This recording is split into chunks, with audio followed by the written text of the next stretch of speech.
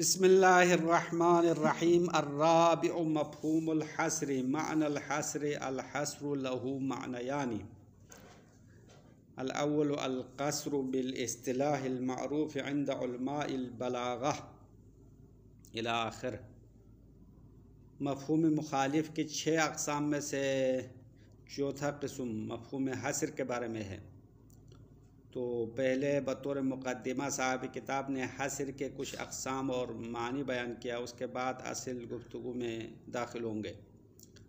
تو حصر کے 2 معنی ہیں، ایک حصر بمعنی الاخص ہے، دوسرا حصر بمعنی العام ہے۔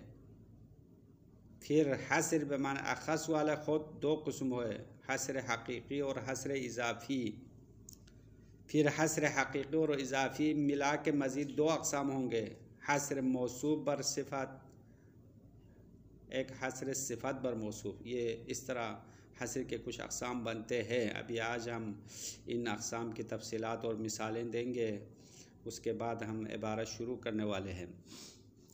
تو حصر کا 2 معنی، پہلا معنی حصر بمعنی الاخص، یعنی حصر کا خاص معنی ہے جو علم بلاغت والوں کے پاس مشہور ہے، وہ ہے حبس۔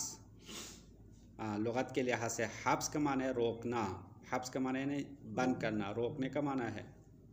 اور اصطلاح بلاغت میں حصر کا معنی تخصیص شیء بشیء بعبارت مخصوصۃ، یہ معنی اصطلاح بلاغت ہے کہ حصر کا معنی ہے ایک چیز کو کسی چیز کے ساتھ خاص کرنا مخصوص عبارت کے ساتھ، اس کو حصر کہتے ہیں۔ اور قصر کا معنی بھی یہی ہے۔ قصر کا لغت میں تو روکنے کا معنی ہے، جیسا کہ قرآن کی آیت ہے حور مقصورات فی الخیام، قیامت کے دن جنت میں حور العین ہوں گی جو خیموں میں مقصورات ہوں گی۔ مقصورات وہی قصر سے بنایا نا، مقصورات یعنی ان کو آپ کے لیے تیار کیا ہوا ہے اور روکی ہوئی ہے، تو مقصورات معنی لغوی ہے، یعنی روکی ہوئی ہے، حبس کا معنی ہے۔ تو تخصیص شیء بشیء، ایک چیز کو دوسری چیز کے لیے خاص کرنا مخصوص عبارت کے ساتھ، یعنی ادات حصر ہے، ان ادات کے ساتھ ایک چیز کو دوسرے کے لیے مخصوص کرنا حصر بمعنی اخص ہے، حصر بمعنی خاص ہے۔ اب حصر بمعنی خاص دوبارہ 2 اقسام میں تقسیم ہوتے ہیں، حصر حقیقی اور حصر اضافی۔ یہ پہلے معنی کے 2 اقسام ہیں، حصر معنی اخص کے۔ تو حصر حقیقی سے مراد یہ ہے کہ حکم کو تمام ماعدہ سے، یعنی موضوع سے ہٹ کر، یا جو چیز جس پر حکم منحصر کیا ہے اس سے ہٹ کر باقی تمام چیزوں سے حکم منتفی کرنے کو حصر حقیقی کہتے ہیں۔ جیسے کہ مثال دیتے ہیں عام طور پر کہ ما واجب الوجود لذاتہ الا اللہ تبارک و تعالی، یہ حصر حقیقی کی مثال ہے، یعنی واجب الوجود لذاتی کوئی نہیں ہے، فقط اللہ کی ذات ہے۔ تو اللہ کی ذات واجب الوجود حقیقی ہے، واجب الوجود ذاتی ہے، اللہ کے علاوہ کوئی بھی واجب الوجود نہیں ہے، واجب الوجود ذاتی فقط اللہ ہے، اللہ کے علاوہ تمام چیزوں سے، تمام افراد سے حکم منتفی ہو گیا ہے، اس کو کہتے ہیں حصر حقیقی، یعنی واقعاً حقیقتاً حصر کیا ہے۔ اس کے مقابل میں دوسرا قسم ہے حصر اضافی۔ حصر اضافی میں حکم ما سوا کے بعض افراد سے منتفی ہونا، یعنی اصل جو مخصوص ہے اس شے سے ہٹ کر دوسرے تمام افراد سے منتفی نہیں کرتے ہیں، بلکہ بعض افراد سے منتفی کرنے کو حصر اضافی کہتے ہیں۔ جیسے کہ مثال ہے قرآن کی آیت ہے وما محمد الا رسول قد خلت من قبلہ الرسول، محمد صلی اللہ علیہ وسلم نہیں ہے مگر رسول ہے۔ تو یہ حصر اضافی کی مثال ہے، چونکہ لوگ پیغمبر کے بارے میں غلط فہمی کے شکار تھے کہ 2 عقیدہ رکھتے تھے، ایک تو محمد رسول ہونا، دوسرا وہ سوچتے تھے محمد نہیں مرنے والا ہے، ہمیشہ دنیا میں رہنے والا ہے۔ تو ان 2 صورتوں میں سے صرف ایک صورت کو استثناء کیا، یعنی محمد رسول تو ہے اما باقی عام انسانوں کی طرح دنیا سے جانے والا ہے، ہمیشہ رہنے والے نہیں ہیں۔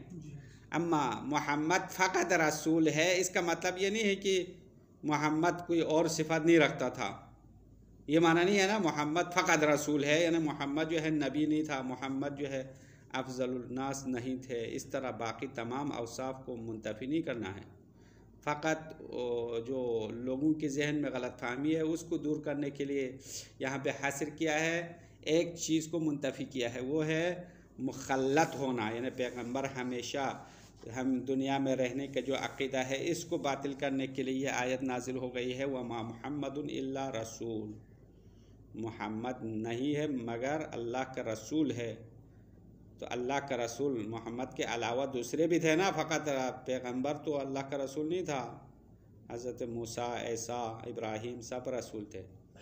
تو یہاں حضرت محمد کو رسول کے ساتھ خاص کرنا، منحصر کرنا، یہ حصر حقیقی نہیں ہو سکتا ہے۔ حصر حقیقی ہو تو معنی غلط ہوگا نا کہ حضرت محمد صلی اللہ علیہ وسلم فقط رسول ہے، تو اس کا مطلب کیا ہوگا، یعنی کوئی اور صفت نہیں رکھتا ہے، فقط رسول ہے، یا رسول کی صفت فقط پیغمبر میں منحصر کرے تو کوئی اور رسول نہیں ہے، فقط محمد رسول ہے، باقی سارے جو 1,24,000 انبیاء ہے ان میں سے 313 رسول ہے، 313 رسول ہے، وہ ان کے رسالت تو منتفی ہو جائے گا، حالانکہ یہ مراد نہیں ہے، بس حصر اضافی ہے یہاں مراد۔ حصر اضافی کا مطلب یہ ہوا کہ ما سوا سے بعض احکام کو منتفی کرنا ہے، تمام احکام منتفی کرنا مقصد نہیں ہے، اس کو کہتے ہیں حصر اضافی۔ پھر حصر حقیقی ہو یا اضافی ہو، ان دونوں کو دوبارہ دو اقسام میں تقسیم کرتے ہیں۔ ایک دفعہ صفت موصوف میں منحصر کرتے ہیں، یعنی حصر الصفہ علی الموصوف، ایک صورت ہے۔ اس کی دوسری صورت یہ ہے، اس کا برعکس ہے، حصر الموصوف علی الصفہ ہے۔ بس یہ حصر کے ٹوٹل اقسام ہیں۔ مقدمے میں صاحب کتاب نے یہ چیزیں بیان کی تاکہ آگے آنے والے گفتگو میں غلط فہمی نہ ہو۔ بس یہ سب اقسام کس کے بن گئے، حصر کے پہلے معنی کے لیے، حصر بالمعنی الاخص کے لیے ہے، حصر بالمعنی الاخص کے لیے یہ سارے اقسام بن گئے ہیں۔ اقسام کچھ سمجھ میں آیا نہیں آیا؟ اقسام حصر بالمعنی الاخص کے اقسام، حصر حقیقی ہوا، اضافی ہو گیا، پھر حصر حقیقی اضافی دونوں دوبارہ دو اقسام ہو گئے، حصر صفت علی الموصوف، حصر موصوف علی الصفہ، یہ سب حصر بمعنی الاخص کی اقسام ہے۔ اس کے بعد نمبر 2 حصر بمعنی الاعم ہے۔ حصر بمعنی الاعم سے مراد یہ ہے کہ حکم منحصر کرنا ہے کسی چیز سے مطلق امور جو کہ حصر کا فائدہ دیتا ہے، یعنی مطلق چیزیں جو حصر کا فائدہ دینے والا ہے اگرچہ بالمطابقہ حصر پر دلالت نہ کرتا ہو بلکہ دلالت التزامی کے طور پر دلالت کرے، وہ بھی حصر کے معنی میں شامل رہے گا، اس کو کہتے ہیں حصر بمعنی الاعم۔ تو حصر بمعنی الاخص اور عام میں فرق یہ ہوا کہ حصر بمعنی الاخص میں فقط وہی چیزیں حصر میں شامل ہے جو دلالت مطابقی کے طور پر دلالت کرے، لیکن حصر بمعنی الاعم میں تمام وہ امور شامل ہے جو مطابقی کے طور پر دلالت کرے یا التزامی کے طور پر دلالت کرے۔ ہر وہ چیز جو حصر پر دلالت کرنے والے ہیں وہ سب کے سب حصر بمعنی الاعم میں شامل ہے۔ اب حصر بمعنی الاعم میں استثناء بھی شامل ہے، استثناء کو بھی حصر میں شامل کیا کیونکہ استثناء کا معنی منطوقی یا معنی مطابقی اخراج کا معنی ہے، کیونکہ استثناء کا معنی اخراج ہے، کچھ افراد کو نکالنا ہوتا ہے، مستثنی منہ سے نکالنا ہے، لیکن اس کا معنی التزامی کیا ہے، حصر کا معنی ہے۔ تو استثناء کو بھی حصر میں شامل کیا تو معنی اعم شمار ہو گیا، معنی اعم یعنی بڑا معنی ہے، اس کے اندر بہت ساری چیزیں شامل ہے حصر بمعنی الاعم میں۔ تو صاحب کتاب آغا مظفر فرماتے ہیں مفہوم حصر میں بحث کس کے بارے میں ہے، آیا حصر بمعنی الاخص میں بحث ہوگی یا حصر بمعنی اعم میں ہوگی؟ تو کہتے ہیں ہماری گفتگو حصر بمعنی العام میں ہے. اصول میں جو حصر کی بات کرتے ہیں وہ کس کے بارے میں بات کرتے ہیں؟ حصر بمعنی العام کے بارے میں بات کریں گے. بس یہ مقدمہ ہو گیا اور یہ باتیں پہلے ذہن میں رکھنے کی ضرورت ہے. اس کے بعد اصل گفتگو میں جب آتے ہیں تو ادوات حصر مختلف ہے. ادوات حصر کلام عرب میں اور ہر ایک ادات کے لحاظ سے مفہوم حصر میں بھی اختلاف ہے، مختلف ہے. مفہوم حصر بھی مختلف ہوتا ہے ادوات حصر کے مختلف ہونے کی وجہ سے. بس ادوات حصر ہمارے پاس کئی چیزیں ہیں. سب سے پہلے الا ہے. الا ادات حصر کے لیے استعمال ہوتا ہے کلام عرب میں، اور الا کے اندر 3 اقسام ہے. الا بمعنی صفت ہے، الا بمعنی استثناء ہے، اور الا ادات حصر کے معنی میں استعمال ہوتا ہے. یہ 3 خود الا کے اندر. اس کے بعد حصر کے مزید ادات آگے دروس میں آ جائیں گے جو حصر کے معنی میں استعمال کرتے ہیں. نمبر 2 انما حصر کے لیے استعمال ہوتا ہے. نمبر 3 بل اضراب. بل اضراب حصر کے معنی میں استعمال ہوتا ہے. نمبر 4 حیات. کچھ حیات ایسے ہیں جو حصر کے معنی میں استعمال ہوتا ہے، جیسا کہ تقدیم ما حقہ التاخیر یفید الحصر.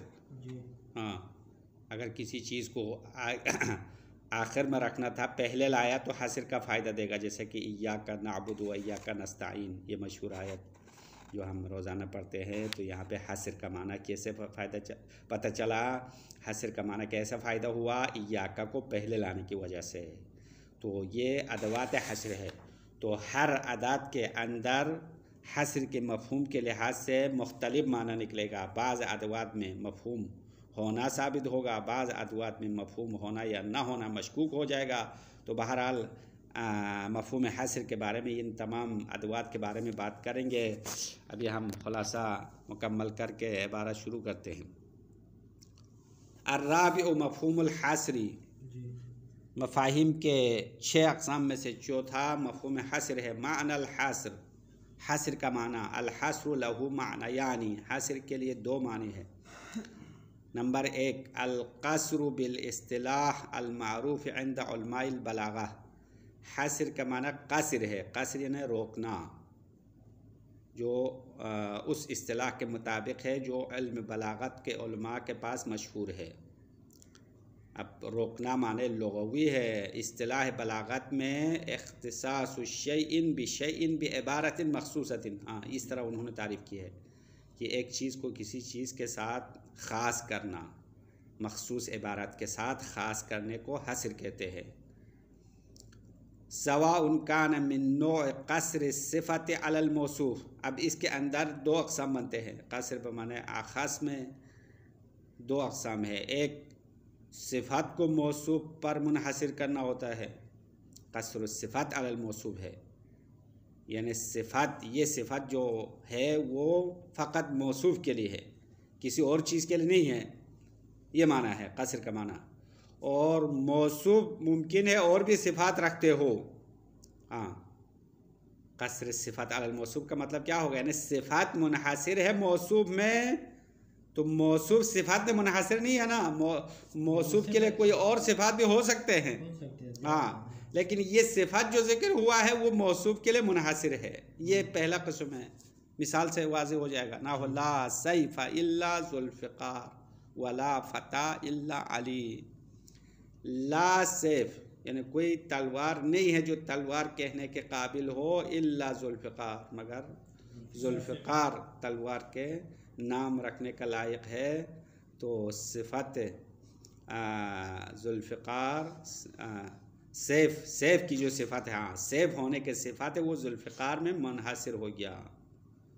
اب ذوالفقار کے لیے اور بھی اوصاف بھی ہو سکتے ہیں، فقط سیف ہونا نہیں بلکہ اور بھی اس کے اوصاف ہے. ولا فتى الا علی. اور کوئی جوان نہیں ہے فقط علی ہے. تو جوان ہونے کا جو صفت ہے، جو حقیقی جوان مردی کی جو صفت ہے وہ علی میں منحصر ہے، کوئی اور نہیں ہو سکتا. اما علی میں اور بھی اوصاف بھی ہے. علی فتح میں منحصر نہیں ہے بلکہ فتح علی میں منحصر ہے. اس کو کہتے ہیں حصر صفت علی الموصوف. صفت کو موصوف پر منحصر کیا. یہ ایک ہو گیا. ام من نوع قصر الموصوف علی الصفہ.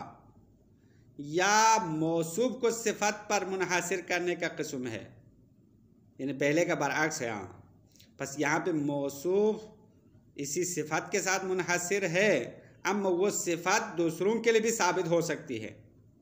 صفت اسی کے لیے منحصر نہیں ہے بلکہ موصوف صفت کے ساتھ منحصر ہے. نحو وما محمد الا رسول صلی اللہ علیہ وآلہ قد خلت من قبلہ الرسول، قرآن کی آیت ہے. یا ایک اور آیت ہے جو پیغمبر کے خاتم النبیین ہونے کے بارے میں نا، وما کان محمد ابا احد من رجالکم ولکن رسول اللہ وخاتم النبیین. تو یہ پیغمبر کے آخری نبی ہونے کی واضح آیت ہے. اور قادیانی جو ہے اس کو نہیں مانتا نا، قادیانی اپنے مرزا غلام احمد قادیانی کو رسول مانا، نبی مانا، تو وہ کافر ہو گئے، کیونکہ وہ رسول کو تو مانتے ہیں لیکن ختم نبوت کو نہیں مانتے ہیں. ہاں آخری ابھی پیغمبر کی خاتمیت کے منکر ہے، تو یہ ضروریات دین کا منکر ہے. ضروریات دین کے منکر ہونے والے کافر ہیں نا، ہمارے مذہب میں بھی کافر شمار کیا ہے. جو دین کے واضح امور ہے ان کو نہیں ماننے والے ہیں. تو اس آیت میں محمد صلی اللہ علیہ وسلم موصوف ہے، رسول صفت ہے، تو محمد کو رسول کے ساتھ منحصر کیا اور رسول کو محمد میں منحصر نہیں کیا. محمد صلی اللہ علیہ وسلم کے علاوہ دوسرے بھی رسول ہے نا، 313 رسول ہے، تو رسول کی صفت حضرت محمد نے منحصر نہیں کیا ہے بلکہ محمد کو رسول کے ساتھ منحصر کیا. اور یہ حصر اضافی بھی ہے، ہم نے پہلے خلاصے بیان کیا. اب یہ بھی نہیں ہے کہ محمد فقط رسول ہے، کوئی اور صفت نہیں رکھتے ہیں، یہ بھی معنی نہیں ہے، بلکہ اس حصر میں فقط ایک عقیدہ غلط کو باطل کرنے کے لایا ہے، جو انہوں نے پیغمبر کو ہمیشہ دنیا میں رہنے والا شمار کیا تھا، ہمیشہ نہ مرنے والا. تو اس نظریے کو باطل کرنے کے لیے اللہ نے فرمایا محمد فقط رسول ہے. رسول ہونے کے عقیدہ تو صحیح لیکن ہمیشہ رہنے کا عقیدہ باطل ہے. انما انت منذر ولکل قوم ہاد، دوسری آیت ہے قرآن کی. یہاں پہ بھی حصر موصوف علی الصفہ ہوا. پیغمبر کے بارے میں اللہ فرماتے ہیں بے شک آپ فقط ڈرانے والا ہے. انما انت منذر، تو منذر ہونے کی صفات پیغمبر میں منحصر تو نہیں ہے. منذر دوسرے بھی ہے، دوسرے انبیاء بھی منذر ہے نا، ڈرانے والا ہے. فقط آخری پیغمبر ڈرانے والا تھا کیا؟ دوسرے ڈرانے والے نہیں تھے. ہاں تو منذر کی صفت پیغمبر میں منحصر نہیں کیا بلکہ پیغمبر کو منذر ہونے میں منحصر کیا، اور حصر اضافی کی شکل میں ہے. یہ بھی حصر اضافی ہے کیونکہ پیغمبر منذر ہونے کے علاوہ مبشر بھی تھے نا، فقط منذر تو نہیں تھے، بشارت دینے والے بھی تھے، ڈرانے والے بھی تھے. اچھا یہ سب جو ہے اقسام حصر بمعنی الاخص کے اقسام ہیں، حصر بمعنی الاخص کے. اب نمبر 2 حصر بمعنی الاعم ما یعم القصر والاستثناء. حصر کا دوسرا معنی حصر اعم ہے جو قصر اور استثناء دونوں کو شامل کرنے والا ہے. جو پہلا معنی مفہوم اخص والا بھی شامل ہے اور اس کے علاوہ استثناء کو بھی شامل کرنے والا ہے، یعنی جو دلالت مطابقی کے طور پر دلالت کرنے والا ہے وہ بھی شامل ہے، اور دلالت التزامی کے طور پر حصر پر دلالت کرنے والا وہ بھی شامل ہے. استثناء میں چونکہ معنی مطابقی حصر نہیں ہے، معنی مطابقی اخراج ہے، چیزوں کو نکالنا، لیکن اس کا معنی مفہومی یا معنی التزامی حصر کا معنی ہے. الذی لا یسمى قصرا بالاصطلاح، یہ استثناء جس کو اصطلاح بلاغت میں قصر نہیں کہتے ہیں. بالاصطلاح جو الف لام یہ اعلی عہد ذکری ہے، چونکہ اصطلاح بلاغت تو ہم نے اوپر بتایا، تو استثناء کو علم بلاغت والے قصر نام نہیں رکھتے، اس کو قصر نہیں کہتے ہیں. اما معنی عام کے لحاظ سے استثناء کو بھی قصر میں شامل کیا، حصر میں شامل کیا. نحو فشربوا منه الا قلیلا، جیسا کہ قرآن کی آیت ہے کہ انہوں نے سب نے پانی سے پیا الا قلیلا، مگر کم لوگوں نے نہیں پیا. یہ قرآن میں ایک لمبی کہانی ہے حضرت طالوت اور جالوت کے لڑائی کے بارے میں، اور حضرت داؤد کے دور میں بادشاہت کے دور میں یہ واقعہ ہوا ہے. تو پوری کہانی سورہ بقرہ میں بیان ہوا ہے. تو خدا نے حضرت طالوت کے لشکر کو حکم دیا تھا امتحان لینے کے لیے کہ بیابان میں پانی نہیں پینا ہے، تاکہ دیکھے کہ یہ واقعی خدا کے حکم ماننے والے کون ہے، نہ ماننے والے کون ہے۔ اتنے بڑے لشکر میں تو سب جو ہے پیاسے ہے، گرمی ہے، بہت سخت ہے، جنگ کے لیے جا رہے ہیں۔ تو راستے میں چشمہ مل گیا، پانی مل گیا، تو سب نے پانی پینا شروع کیا، الا قلیلا، مگر کم لوگوں نے پانی پینے سے پرہیز کیا۔ تو ہمیشہ جو حقیقی دیندار ہے وہ کم ہی ہوتے ہیں نا، زیادہ لوگ تو فضول بیوقوف لوگ ہوتے ہیں، وہ اکثر ہم لا یعقلون لا یؤمنون۔ قرآن کے بہت سارے آیتوں میں کہا اکثر لوگ کافر ہوتے ہیں، اکثر فاسق ہے، اکثر ایمان نہ لانے والے ہے، اما جو حقیقی مومن ہے وہ تو کم ہے۔ جس طرح اتنے سارے مٹی میں سونے کا جو اگر آپ تلاش کریں تو 1 من 2 من ریت اگر ڈالے تو اس سے سونا، معمولی سے سونا نکلے گا۔ اسی طرح ہے ہمارے وہاں وہ ایک دریا ہے، دریا کے اطراف میں لوگ سونا ڈھونڈتے ہیں۔ آپ کے یہاں کہیں ملتا ہے سونا کیا؟ تو ہاں، تو وہ اس کو چھانٹی کرتے ہیں نا، اتنے سارے ڈھیر جو ہے ریت اور وہ بجری وغیرہ ڈالتے ہیں، اس کے بعد اس کو چھان کے آخر میں 1 تولہ 2 تولہ سونا ملتا ہے۔ تو اسی مثال دے رہا ہوں، بس مومنین، حقیقی مومنین کی مثال اس سونے کی طرح ہے جو اتنے سارے کچرے سے باہر نکالتے ہیں۔ اب اس آیت میں فَشَرِبُوا مِنْهُ إِلَّا قَلِيلًا میں الا استثناء کے لیے آیا ہے، قلیلاً مستثنیٰ ہے اور معنی حصر ہے۔ حصر کا معنی مفہوم نکلتا ہے معنی التزامی کے طور پر۔ والمقصود به هنا هو هذا المعنى الثاني، صاحب کتاب کہتے ہیں یہاں علم اصول میں حصر سے ہماری مراد یہی معنی دوم والا ہے۔ حصر بمعنی العام سے ہم بحث کریں گے، حصر بمعنی الاخص کو چھوڑ دو۔ اختلاف مفہوم الحصر باختلاف ادواته، اب یہاں سے آگے اصل بحث شروع ہو گئی ہے کہ حصر کے مفہوم مختلف ہوتا ہے اس کے ادوات کے مختلف ہونے سے۔ ادات حصر 4 قسم کے ادات ہیں ہمارے پاس، ان میں سے ہر ایک کے مفہوم بھی مختلف ہے۔ ان مفہوم الحصر یختلف حالہ باختلاف ادوات الحصر، بے شک مفہوم حصر مختلف ہوگا، اس کی حالت تبدیل ہوگی ادوات حصر کے مختلف ہونے سے، کما سترا، جیسا کہ ان قریب آپ دیکھ لو گے۔ فَلِذَلِكَ كَانَ عَلَيْنَا أَن نَبْحَثَ عَنْهَا وَاحِدَةً وَاحِدَةً، اسی لیے ہمارے اوپر لازم ہے کہ ہم ان ادوات سے ایک ایک کر کے بحث کریں۔ فَنَقُولُ، ہم کہیں گے، الْأَوَّلُ إِلَّا، ادوات حصر میں سب سے پہلے الا ہے، وَهِيَ تَأْتِي لِثَلَاثَةِ وُجُوهٍ، الا 3 اقسام کے لیے یا 3 معنوں میں آتا ہے۔ نمبر 1 صفۃ بمعنی غیر، الا صفت کے لیے غیر کے معنی میں۔ نمبر 2 استثنائیۃ، الا استثناء کے لیے ہے۔ نمبر 3 ادات حصر بعد النفی، اور الا حصر کا ادات ہے حرف نفی کے بعد آتا ہے۔ اب یہ الا کے خود 3 اقسام ہو گئے۔ اب ان تینوں میں سے ہر ایک کی الگ الگ تفصیل بیان کرتے ہیں۔ سب سے پہلے الا وصفیہ، تو الا وصفیہ اس کے لیے مفہوم ہونا یا نہ ہونا وہی گفتگو ہے جو مفہوم وصف میں آپ نے پڑھا ہے۔ چونکہ مفہوم وصف میں صاحب کتاب نے مفہوم نہ ہونے کو ترجیح دیا، تو کہتے ہیں الا اگر وصف کے لیے آ جائے تو مفہوم نہ ہونا قابل قبول بات ہے، کیونکہ یہ وصف صفت موصوف بن جائے گا اور اس کے لیے مفہوم ہونا ثابت نہیں ہے۔ تو الا وصف کے لیے ہو تو صورتحال یہ ہے۔ اس کے لیے ایک مثال بھی دیا ہے، وہ مثال عبارت میں آ جائے گی۔ اب خلاصہ تو پہلے ہم نے لمبا بتا دیا ہے، اس لیے ہم عبارت کو یہاں تک پڑھ لیں گے۔ اما الا الوصفیہ، تو اما الا وصفیہ فہی تقع وصفا لما قبلها، یہ الا وصفیہ اپنے ما قبل کے لیے صفت واقع ہوتا ہے، کسائر الاوصاف الاخرى، جس طرح دوسرے اوصاف کی طرح ہے۔ دوسرے اوصاف اپنے موصوف کے لیے صفت ہوتے ہیں، تو الا بھی اپنے موصوف کے لیے صفت بن جائے گا۔ فہی تدخل من هذه الجهة فی مفہوم الوصف، تو یہ الا اس لحاظ سے مفہوم وصف میں داخل ہوتا ہے۔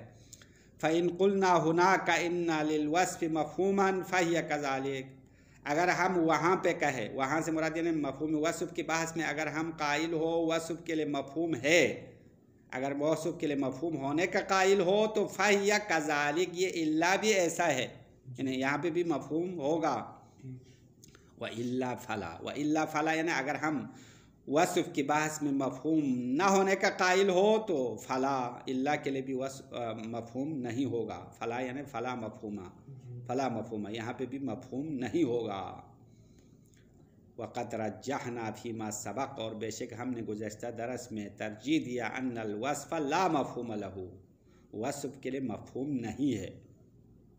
تو یہاں پہ بھی کیا ہوگا؟ مفہوم نہیں ہوگا نا، کیونکہ یہ اللہ وصفیہ وہی صفت موصوف والی بات ہے. تو وصف کے لیے مفہوم نہ ہونے کو صاحب کتاب نے ترجیح دیا. اب اللہ وصفیہ کی مثال دیتے ہیں. فَإِذَا قَالَ الْمُقِرُّ، اگر اقرار کرنے والا کہے مثلا بطور مثال فی ذمۃ لزید عشرۃ دراہم، یہ بلا کے پڑھو، میرے ذمے پر زید کے لیے 10 درہم دینا ہے، الا درہمون، مگر ایک نہیں ہے. الا درہمون یعنی یہ اللہ وصف ہے 10 دراہم کے لیے.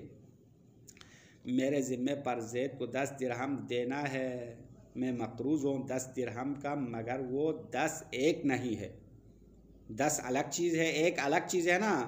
1 درہم الگ ہے اور 10 الگ ہے. الا درہمون اسی 10 دراہم کے لیے وصف لایا. بجعل الا درہمون وصفا، یہاں پہ الا درہمون کو صفت قرار دیا ہے. فإنه يثبت في ذمته تمام العشرة الموصوفة بأنها ليست بدرهم. اب الا وصف ہو تو نتیجہ کیا ہوگا کہ اس شخص کے ذمے پر پورا 10 درہم لازم ہوگا، 10 درہم ثابت ہوگا. الموصوفة بأنها ليست بدرهم، وہ 10 درہم کی صفت لائی گئی ہے کہ وہ ایک نہیں ہے، 10 ہے ایک نہیں ہے. یہ اللہ وصف لینے کا معنی یہ ہے. اگر یہاں پہ اللہ استثناء لے دو تو اللہ درہمن پڑھتے ہیں، اور معنی کیا ہوگا، نتیجہ کیا ہوگا، 9 درہم ثابت ہوتا ہے. دیکھو اللہ درہمن یعنی اس 10 میں سے ایک کو نکالنا ہے. یہاں پہ غور کرنے کی ضرورت ہے، چونکہ اللہ وصف لینا اور اللہ استثناء لینے میں زمین آسمان فرق ہوتا ہے.